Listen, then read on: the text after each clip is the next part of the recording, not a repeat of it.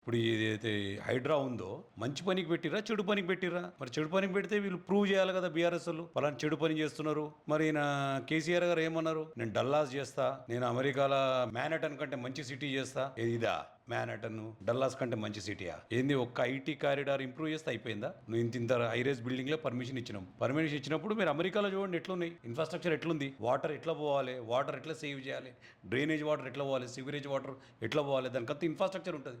నువ్వు ఏ ఇన్ఫ్రాస్ట్రక్చర్ మంచిగా చేసినావు, సివరేజ్ చేసినావు ఇంతవరకు? 70 ఫ్లోర్లు 40 ఫ్లోర్ల బిల్డింగ్లు కడుతున్నావు. ఈ సివరేజ్ సిస్టమ్ ఏంది? ఒక్క వర్షం పడితే మొత్తం నిండిపోతుంది. దాని గురించి నువ్వు మాట్లాడు, దాని గురించి మాట్లాడవు అంటే ఒక అబద్ధం లాగా చెప్పడం ఊరికే. అసలు హైడ్రా పెట్టింది ఏంది? నువ్వు దాని గురించి మాట్లాడు. హైడ్రా పెట్టడం తప్ప ఒప్ప? ఒక మంచి కార్యక్రమం చేస్తున్నారు. రేపు ఇది ఇప్పుడు నీకు రిజల్ట్ రాదు, కానీ నీకు కొన్ని ఈ ఇన్ఫ్రాస్ట్రక్చర్ అంతా మంచిగా చేసి ఈ వాటర్ బాడీ కాపాడి సివరేజ్ సిస్టమ్ మంచిగా చేస్తే హైడ్రా వల్ల రేపు ఫ్యూచర్ సిటీ అవుతుంది. ఫ్యూచర్ సిటీ చేస్తామని మీరే అంటారు. హైదరాబాద్ ఇంటర్నేషనల్ సిటీ కావాలంటారు. ఇంటర్నేషనల్ సిటీ అంటే ఎట్లయితుంది? ఇన్ఫ్రాస్ట్రక్చర్ మంచిగా చేస్తే, హైడ్రా లాంటి సంస్థలు ఉంటే, చదువుకున్న మేధావులు ఉంటే ఇప్పుడు నీకు సిటీ డెవలప్ అవుతుంది.